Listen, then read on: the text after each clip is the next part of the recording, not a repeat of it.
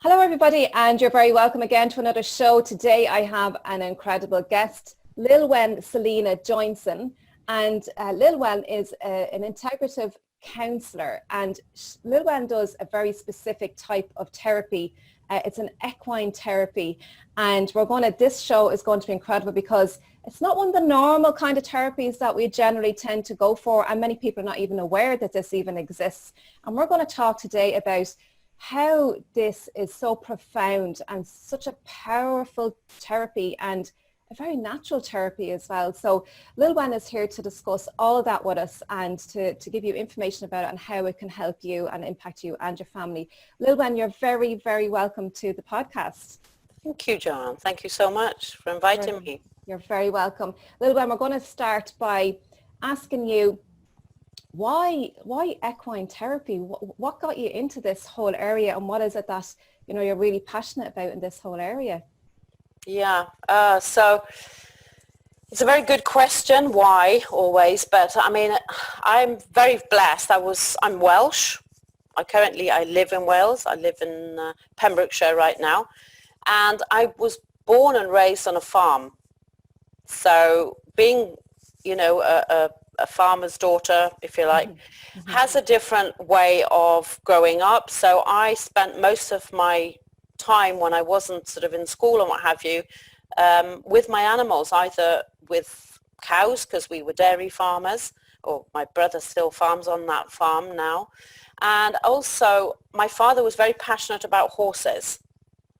So I grew up, and my mother and my father would have been of an age where they use horses for the farm work. So he grew up doing that, didn't go to school, or left school at the age of 12 or whatever it was, and grew with horses. So I was very blessed. So being outside was normal for me. I spent more hours outside than inside. So fast forward to, what career I was going to take, it would have been farming. That was all I knew. Academically, my father wasn't a fan. My mother really would listen to my father, and I would, have to sort of, my idea of academia and doing homework was copying somebody on the bus. My father suggested sit next to somebody who's doing really well at school and copy their work, and that's what I did. So being at home, on the farm was just my love and passion. So that's what I did. So fast forward to my life, doing agriculture, went to agricultural college, and then married and had children and what have you, and ended up farming myself with my ex-husband and with my family, my children. And I knew my heart was that my children, I wanted them to be raised in the same similar way, being out in nature. Oh, and that's what I did. Yeah. So that's where it comes from, Brilliant. The passion. Yeah, great. And animals we had dogs growing up. They were the animals. I didn't grow up on a farm or anything like that, but we always had a dog in the house. There was always a family dog, and there were 6 children, 6 of us in the house growing up, and we loved the dog. And what I really noticed about the dog was our dog was called Judy, gorgeous dog, a border collie. She was very forgiving. Like, you could do anything to that dog, pull her, whatever, and she was just so forgiving. And that's one of the things, about dogs in particular. I've never had a cat, so I don't know what they're like, but I know dogs in particular they're very, very forgiving. And I suppose all animals are like that. They're more intuitive or something. What is it about animals that has us connect with them, or that animals are so forgiving? What is it about animals that they're like that? Yeah. Well, they certainly are. And funny enough, my dog was a sheepdog, and she was called Juno. Ah, great. Yeah. So I don't exactly know. It's very, as a human being, when we're often in our minds, in our brain, if you like, we're sort of up in this area of our region. This is where we spend most of our days, a lot of us. Coming back down to our heart and into our body, I think the animal it's just, they've got intuition, they've got strong intuition. We know that, we've heard the stories where some people are ailing, maybe ill, and the animal will suss this out before even the person who's ill knows that they're ill, and it will indicate to others. We've heard these stories where somebody might be sick and the dog has been sitting with them all night and waiting for them, and putting out an alarm. There's an intuition here. So when I fast forward to my later life, when I went through my own sort of sadness and lowness with going through a divorce after 23 years and leaving a farm, if you can imagine, your life is in the farm and the animals and everything, and having to redesign, after leaving that part, I had no idea, because I think when you're functioning, when you're getting on and doing stuff, you don't realize what's missing until you actually step out of that natural thing that you're used to. Do you know what it's like? Just when you said that it's not natural, it's like, what is water to a fish? Have you ever heard that saying? That's what comes to my mind. Yeah, because it's the norm. Yeah, it's just what you're used to. It's what you're used to. Yeah, exactly. And I know in nursing homes they love to have the animals, because the elderly people can be very lonely as well, and with the animals being so forgiving, and all they give is love. That's right. The animals, and they don't have all that worrying going on like us, up here in the prefrontal cortex, all that worrying and thinking about all this stuff, always constantly thinking into the future, thinking into the past. Animals don't really have that. So I guess that's why they're more intuitive, and they're present. They're really present animals. That's a good word, yeah. So moving on to the horses in particular. So horses are just majestic animals. I often go down to the National Stud Farm in Kildare, the Japanese Gardens and National Stud. I just love going down there, and the horses are they're standing there, and they're just so present with you, and I love stroking them, and I just get so much peace out of it. And it's like they're talking to me or something, and we're going to talk all about this, about their language, their body language, and how they communicate with us. So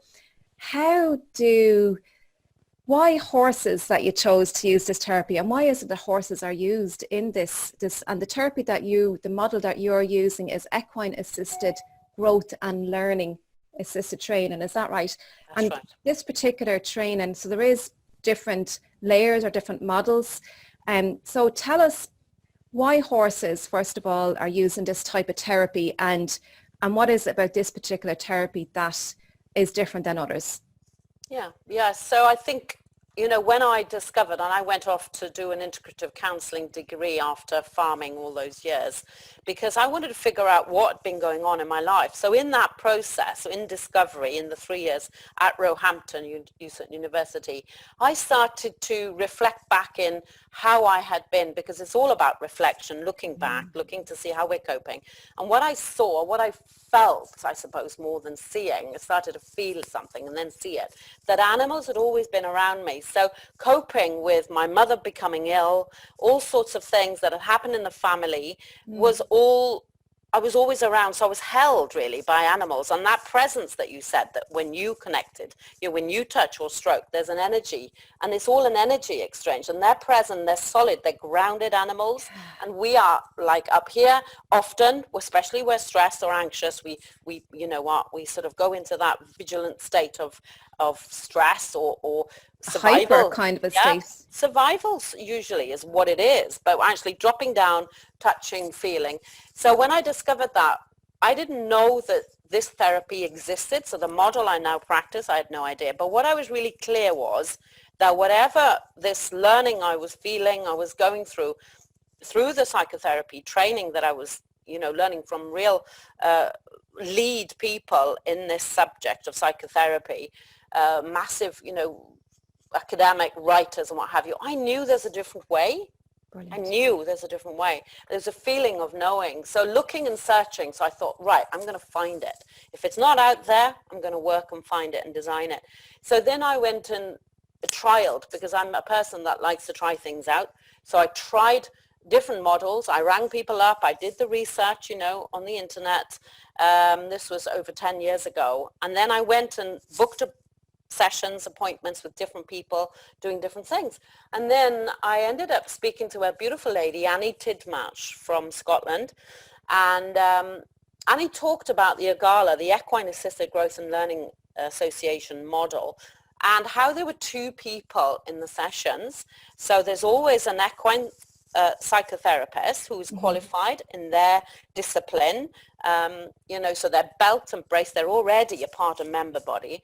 And there's also an equine specialist, so somebody who would have been around horses over a period of time, and there were hours, there's training and what have you involved in that. So you've got two people observing, and majority of this work is about observation and then feeding back to our clients, if you like, what we're seeing with the horses.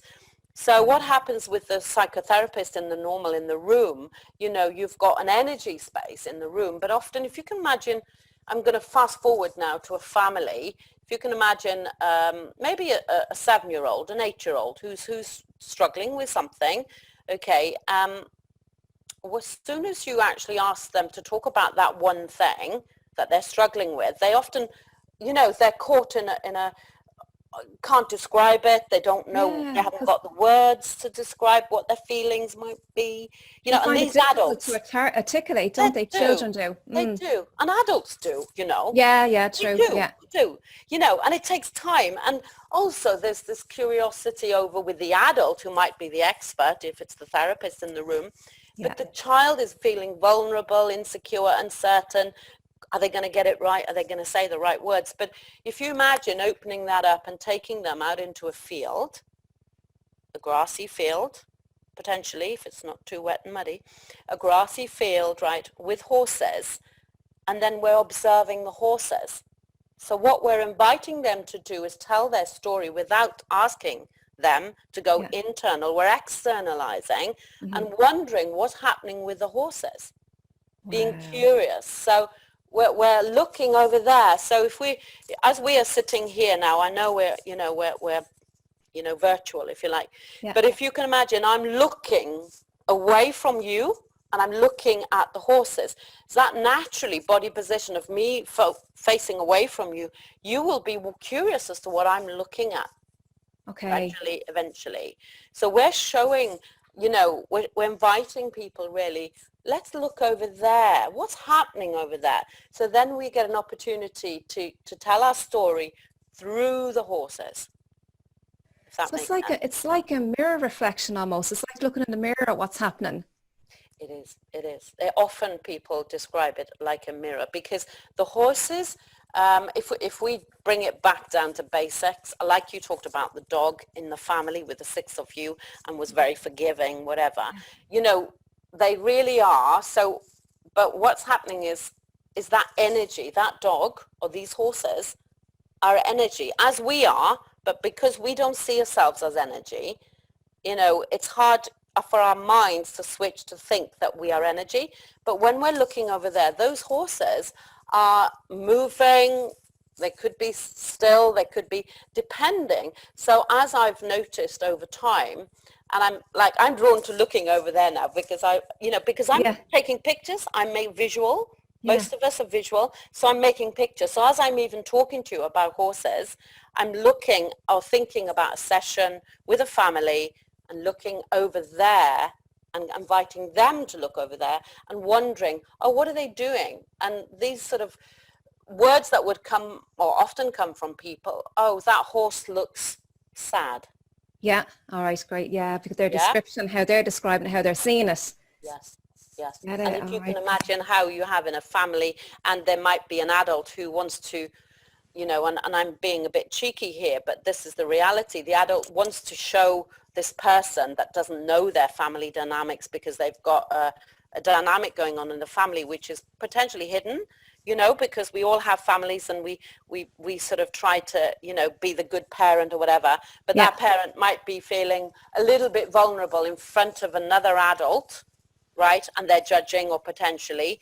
So often, they have this experience of, no, it looks really happy. So they could contradict, if you like, what the child might be seeing. Yeah. Because they want it all to be fun and glorious and looking good. Whereas actually over time, as we progress with the family and get every person to speak, so there's an opportunity for every child or every member of that family to actually have an opportunity to look at what do they see over there. And so that's one element because we're bringing a visual in. The other part of this is that we invite even the grown-up, you know, and I've worked with 80-year-olds and I've worked with, the youngest has been 4 in the field, to build things to represent how things are in their lives. So when we start to build, and when I say build, we're talking about using structures which could be really simple. If you imagine a bucket, a stick they might have found, you know, a branch they might have found in the field, or could be anything, you know, because I've got like pink blocks, I've got those sort of little cones, little orange cones, bigger cones. So they put these things. So what we're inviting them to do is to go to the creative part of their mind and connect with the whole of the body and build structure. So often as adults, we're not allowed really to play, be creative. So a child will often be able to, you know, if they have an opportunity, they'll, you know, pretend and play. So what we're doing is getting them to create. And once we start going to our creative part, we forget about the analyst and the serious part of us, and we really go into playtime. So we create structures, and then we invite them to, we observe, the equine specialist and myself step away from, so we don't want to hear conversations. Okay. It's not about the hearing of what they're saying, because that's not really relevant to us. That's just a surface layer, really, isn't it? Yeah, okay. Exactly right. So we move away, and if we can hear, I often say to my equine specialist, I said, I think we can hear a little bit, so let's move back again. So we then, as humans, although we're interested because we're so nosy, we want to hear what the person's saying, but it's not really relevant. So you train yourself in unlearning. So we move away and watch the horses. And what are they doing? Have their heads lowered down? Have they moved to look at the family? Have they walked up to part of the structure? And we've seen some amazing things happen in that process. And then we go in, we walk back in when it's opportunity time, you know, settle time. We walk back in and just hover around and wonder and just discover and be curious and say, what have you created here? What have you built? Wow. Oh my God. You know, and when they start to share with us, because they're very excited often to share what they've built. Yeah. And we've said, well, when you put that bucket down, we noticed the brown pony move towards you. Did you see that? And they often say, no, I didn't see that. So whatever that representation of that bucket was for them, not for us, because we couldn't tell. Yeah, I gotcha. Yeah. Meant something to them. And then, did they? Because that was the energy they released, and the horse picked that up. Yeah. Wow. Yeah. And then it builds like we build on that, you know, because whatever their last, whatever they say about what they saw from the horse, we invite them to, you know, build on that. So if, for example, a session recently, a family were trying to figure out education for one of their children, and the boy was involved in the whole thing, and often he wouldn't, right at the beginning of the sessions, we couldn't hear him speak. In fact, there was a sort of he would speak through his mother, put it like that.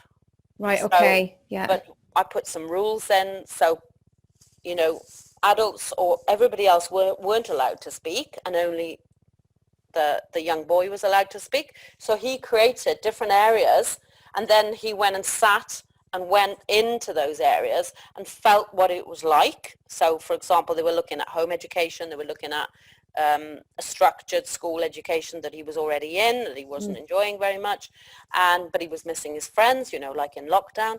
And then there was this idea that they could move because they had a place in another country. So they were looking at, what if we moved there? So they built those areas in the field.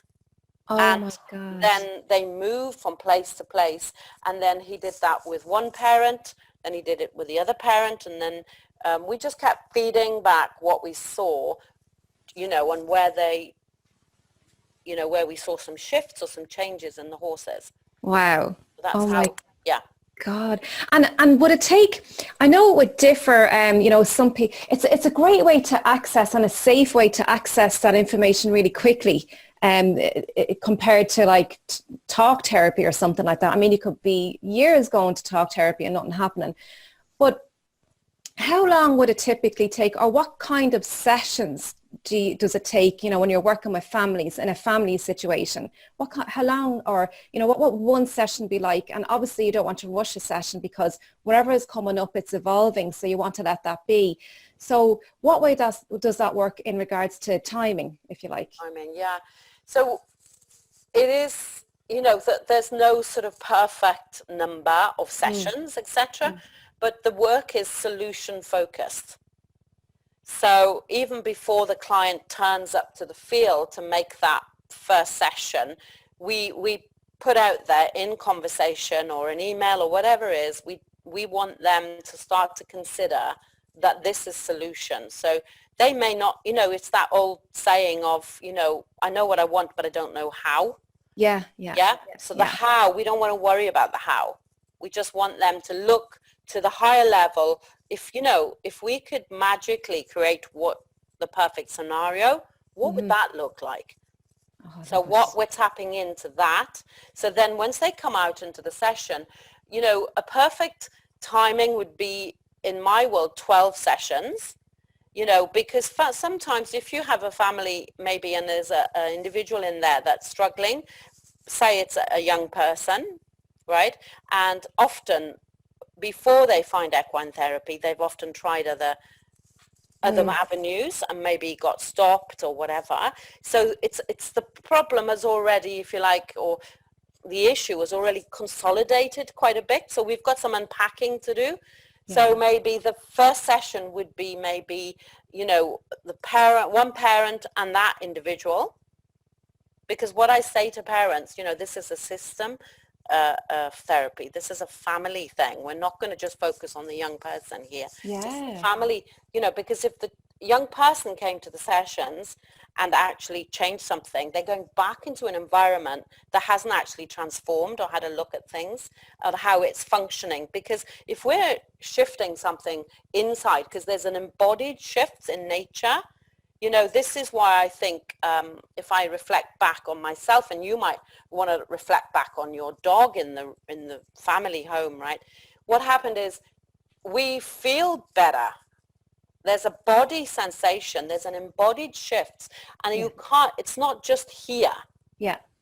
Because the body, the cellular memory of our bodies is very powerful. So when we're on the earth, when we're outside, when we're in the nature, when we're hanging out with horses, even if you are frightened of horses, even if you don't know anything about them, whatever. I've had people stand outside the gate, adults usually, outside the gate for one session because they do not want to enter the field. Because we've got potential animals that are quick to move, quick to change, so they've got they're a story. Big, they're big animals, They're big.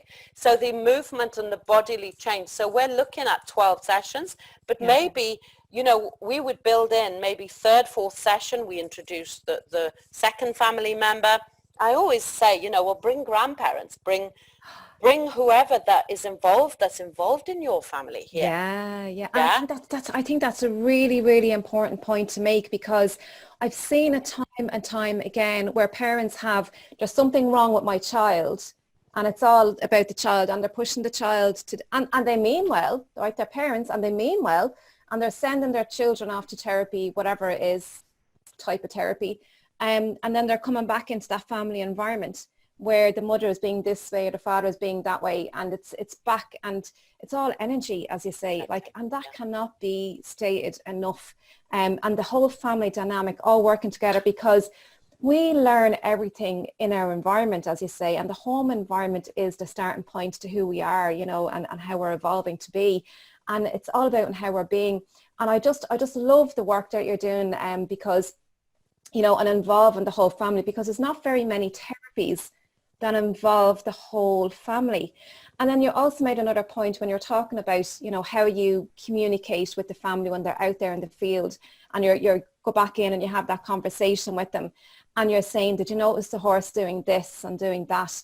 So you're also, not only are you bringing up their emotions and how they're feeling and they're articulating it through your guidance, but you're also making them aware of how the horse is being, while they're talking, while they're having that emotion or that experience. So I suppose over time, they can learn to read the horses themselves. Would I be right in saying that as well? That's right. Yeah, absolutely. So, and also there's a part of that which is ownership. So, for example, I remember a particular session where one of the ponies was biting, kicking, biting, kicking, biting, kicking. It was consistent. Wow. Okay. And, you know, it wasn't normal. That wasn't how it would normally behave. But people often ask, is that horse usually do that? And we go, you know, we can't say yes or no really, because it's their session. But the reality is, as they move through, it's like, you know, what are they seeing? What are they seeing over there with that horse? Oh, it looks really angry, that horse. Well, I'm not angry. So there's a lack of self-awareness. So what there is an awareness of starting to own and become ownership of what it is that we're feeling. Because, you know, sometimes, as we said, it's compounded and it's like covered up. So an angry person, hello, I was angry for many years, you know, at different things. And the reality is that you don't even know you're angry. Yeah. So basically what we're doing then is allowing them the time to discover, well, that pony looks really annoyed, you know, so what is happening? And they're not really probably identifying initially. That's all we're... Denial, yeah, possibility, And if you're not conscious, if you're not aware, if your awareness isn't there, because you've never ever looked at yourself in this way before, because you haven't had a chance. You know, we don't have, as a parent, you know, where do you get the time? You know, it's a busy thing. It's a hard thing. And often, you know, those little rewards, those little nuggets that we get in life, you know, they're quite tiny. And then our self-worth is not perhaps the best. So allowing the process of us discovering and then seeing over time that horse being loving and nurturing. Yeah, beautiful. And discovering, you know, so it's all a discovery. And these timing and what have you, the sessions is always variable, but we always notice, you know, that it's perfect. Whatever it is, it ends up being the perfect. Even over here, you're thinking, oh, nothing's happening. You know, as a therapist, as equine specialist, we're watching, we're observing, and nothing's happening. And as soon as we go into that place of nothing happening, you know, something shifts, right?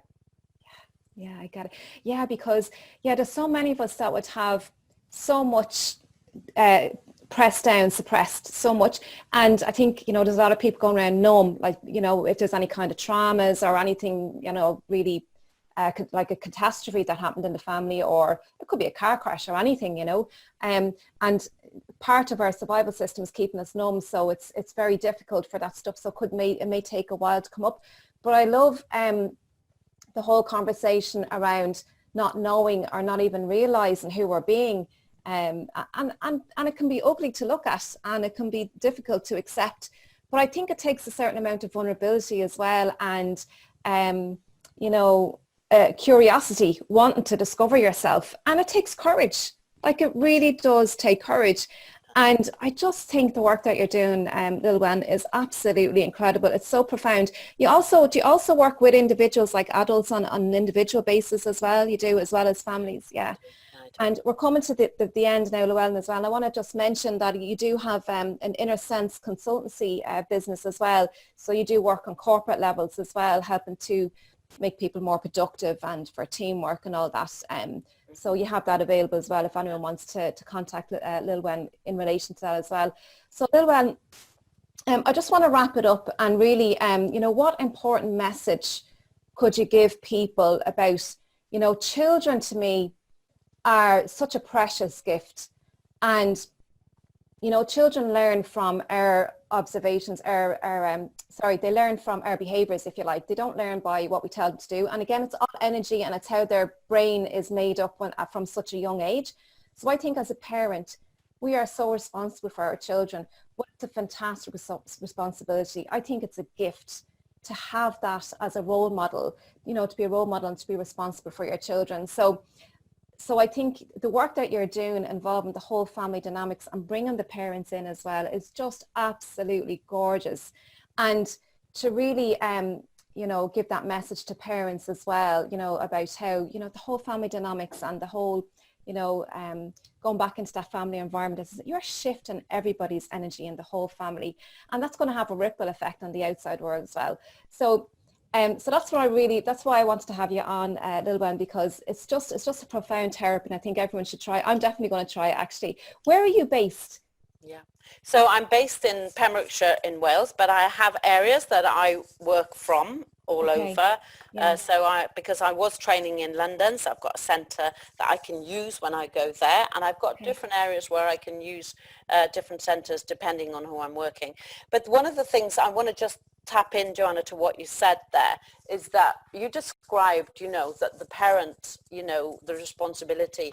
But what I want to not leave anybody with, that you really need to be courageous to come into this field, particularly because, you know, we're talking about quite a harsh, you know, serious situation often with therapies and why you, but you know, this is learning and development. So you don't have to have anything wrong, because we can make it fun. There's a lot of fun, and people get to speak in this situation. Communication, you know, so you don't have to have like, oh, I've got a problem, I've got an issue, but it could be like two, you know, we often hear of you know, families coming together. This is a great place to come together and have a social, you know, you could have a one-off, like a couple of hours with the horses in the field, just figuring out communication when you're bringing two families together that perhaps, you know, have got some resistance in communication. And I guess as well, I'm thinking, really. Yeah. And what I'm hearing as well is, you know, if you just want to be a better version of yourself, if you want to perform better, or, you know, just be a better version of yourself as well. So it can help with that, because, you know, a lot of the time people are going around and they don't know what's in the way. That's right. And this is a perfect way to, and as you say, it's perfect, whatever comes up. It's just perfect because it's right now, it's the present, and it's all divine timing really as well, isn't it? And it's all energy, so it's perfect. Exactly. So Lilwen, have you any other part notes that you want to say before we wrap it up? Other than, I really feel that going forward, you know, the future with the certain circumstances right now, we're shifting from medical model to a more natural model. And what I would recommend, you know, you to go and find, you know, horses which might be in the field somewhere, you know, and you don't have to actually have this therapy to just hang out with them, you know, and be very safe, obviously, but just observe horses when you see them playing naturally in the field or wherever they might be, you know. And I think parents, you know, if you can have animals, you know, because some parents can't tolerate animals, right, really, but, you know, if you can invite your, you know, to have a rabbit or something that actually brings them joy, you know, and they can have a friend, because it's creative play, right? You're talking, you know, I've heard many of the children go up and I'm going to tell the pony a secret. Brilliant. Yeah. And, you know, that's beautiful, right? So that's my sort of parting. Beautiful, beautiful. Where can people find you? Your website? What's your website? It's Horse Sense for Life. Okay. .com, is it? .com. No, sorry, it's not. It's .org.uk. Okay, so horsesenseforlife.org.uk. Okay, brilliant. And I'm going to put that in the show notes as well. So if anyone wants to reach out to Lilwen and have a talk with her, I'm sure you can have a talk and brief with them or whatever, and tell them what it's all about beforehand. So listen, thank you so much, Lilwen. I really, really thoroughly enjoyed it. I love what you're offering to people and what you care about and where your heart is. So on that note, thank you, and we will chat soon. Take care. Yeah, lovely. Thank you, Joanne.